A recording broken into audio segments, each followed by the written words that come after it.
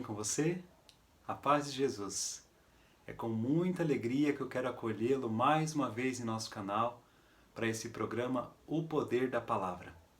Eu tenho certeza de que se você abrir o seu coração, o Espírito Santo vai fazer uma obra muito bonita e profunda dentro de você ao longo desse dia e quem sabe no resto da sua história, porque a Palavra de Deus é poderosa, ela é viva e ela é eficaz.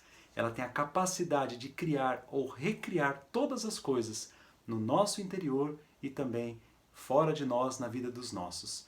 Então aproveite os próximos minutos, entre em sintonia com o Senhor por meio da fé e experimente todos os frutos que essa palavra poderosa tem a produzir na sua vida. Quero, antes de iniciar a mensagem, convidá-lo a se tornar um evangelizador conosco aqui na internet, no canal da nossa comunidade.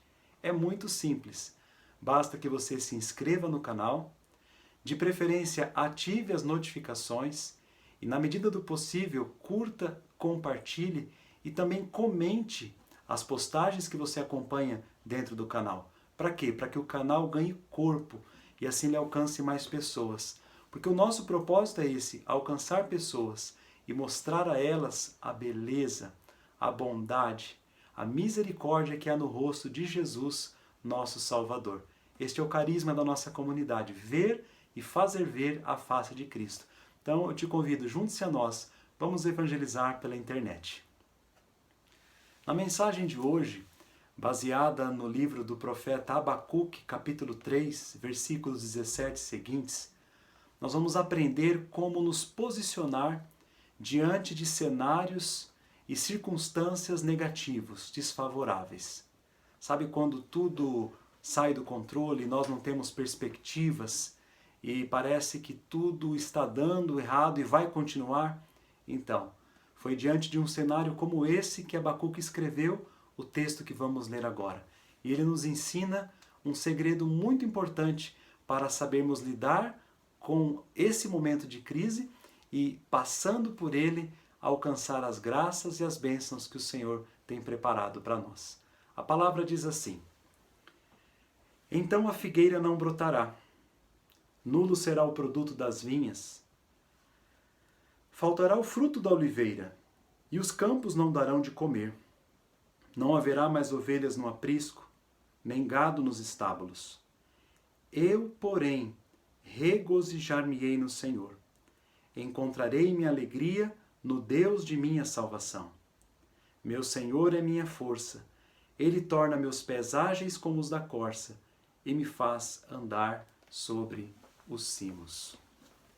Momentos de dor, momentos de perda, de luto, de desemprego, de calamidade familiar, social, como nós vivemos hoje no Brasil, no mundo todo, por conta dessa pandemia, já foram experimentados em outras épocas da humanidade, com maior ou com menores consequências, e na história da salvação não é diferente. Como podemos ler, Abacuque estava diante de um grande mal que assolava a humanidade. Israel vinha sendo continuamente atacada por grandes potências, está vivendo aqui no meio de dois grandes exílios, e diante de um quadro tão depreciativo, diante de uma situação tão calamitosa, o profeta afirma: olha, não tem animais no campo, não tem comida, na mesa, a situação é a mais desfavorável possível. Mas ele diz assim: eu, porém, regozijar-me-ei no Senhor e porém minha alegria no Deus da minha salvação. Essa atitude de voltar-se para o Senhor, de enxergar nele o Salvador, aquele que nos resgata, aquele que nos socorre, aquele que nos protege, é o primeiro princípio que nós precisamos extrair da palavra hoje para edificar e abençoar a nossa vida. Quando tudo vai mal, quando as coisas não funcionam, quando as perspectivas são as piores possíveis, quando o homem, nem nós, nem alguém pode nos ajudar, pode fazer algo por nós, nessa hora, mais do que em outras, é preciso nos debruçar, nos lançar nos braços do Senhor e declarar que Ele é o nosso Salvador. Isso nos faz lembrar aquele salmo tão conhecido que diz que ainda que eu ande pelo vale escuro da sombra da morte, eu não temerei, porque o Senhor está comigo. Isso nos faz lembrar também daquela mensagem de Paulo aos Tessalonicenses, na primeira carta, capítulo 5, versículo 17 e 18, quando ele diz que é preciso que nós saibamos dar graças a Deus por todas as circunstâncias. Louvar a Deus, seguir a Deus, adorar a Deus quando tudo vai bem, quando há saúde, quando há dinheiro no bolso, família unida, o país crescendo, é fácil. Mas confiar no Senhor, adorar o Senhor, dar graças ao Senhor no meio da tribulação, aí é só para aqueles que fizeram a experiência do amor de Deus. Foi dentro de uma prisão, totalmente machucado, juntamente com Silas, que o apóstolo Paulo se pôs a louvar a Deus na calada da noite. E ali o Senhor o visitou e o libertou dos seus grilhões. Quando nós nos voltamos para o Senhor, quando nós, mesmo no meio da prova, damos glória, damos graças, rendemos o controle das coisas, rendemos o rumo da nossa vida nas mãos dele, milagrosamente nós experimentamos a sua provisão, o seu cuidado, a sua cura, o seu resgate, a sua mão forte que nos livra e que nos liberta. Conta a história que um agricultor, um pouco insatisfeito com os seus últimos anos de colheitas, pediu a Deus que lhe desse o poder de gerenciar, de controlar, de reger o tempo. E Deus deu a ele esse poder. Quando ele queria, chovia. Quando ele pensava num sol brilhante, ardente, assim se fazia. Quando ele suspirava por uma brisa suave no cair da tarde, assim o tempo se manifestava. E ele ficou muito satisfeito e esperava uma grande colheita no tempo oportuno. Chegou o tempo, e qual não foi a sua surpresa?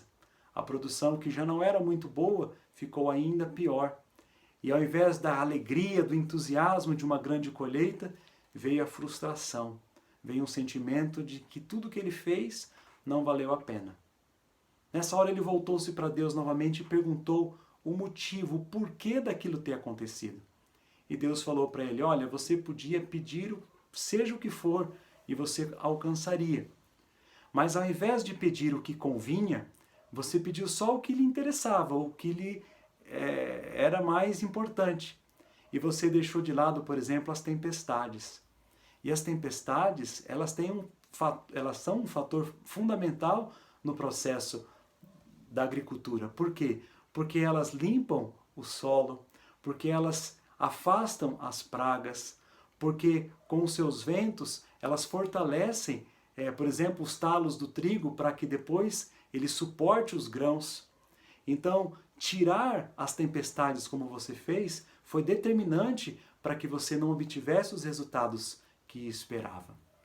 Com isso nós aprendemos, meus irmãos, e também com o exemplo de Abacuque, que de tudo que nos acontece, as coisas boas e as coisas ruins, as coisas doces e as coisas amargas, de tudo nós precisamos tirar lições, nós precisamos tirar motivos para crer no Senhor e para dar graças ao Senhor. Porque, como diz a sua palavra, tudo concorre para o bem daqueles que amam a Deus. Quando Abacuque adota essa postura de crer no Senhor e de louvar o Senhor mesmo em meio à dor, o que acontece com ele? A certeza que ele expressa no versículo 19. O Senhor torna meus pés ágeis como os da corça. Quando nós confiamos no Senhor, quando nós louvamos o Senhor mesmo em meio à dor, Ele muda o nosso caminhar, Ele transforma o nosso pé e dá a nós o andar como o da corça. A corça é um animal capaz de subir as mais altas montanhas. Para isso, ela é capaz de passar pelos rochedos, pelas pedras, por aquilo que um ser humano tem dificuldade de atravessar, mas ela tem nas suas patas, no seu físico, as condições de atravessar e atravessar bem. Quando nós focamos no Senhor, quando nós louvamos o Senhor, mesmo em meio à dor, o Senhor muda o nosso caminhar. A gente para de andar somente na razão, somente no natural, e a gente passa a andar no sobrenatural. E aí a andar nos cimos, nas alturas, a andar na amizade com o Senhor e a provar o melhor que o Senhor tem reservado para as nossas vidas.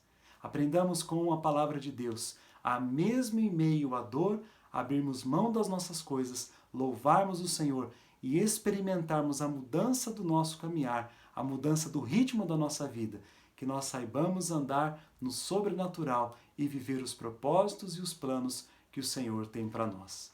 Então eu quero convidá-lo no final desse vídeo a louvar junto comigo o Senhor, aquele que cuida de nós, mesmo quando atravessamos o vale escuro da sombra da morte.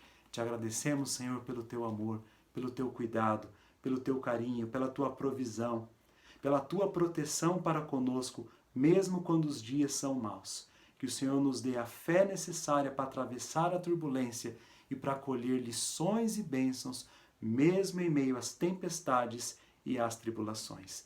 Bendito seja o teu nome. Amém.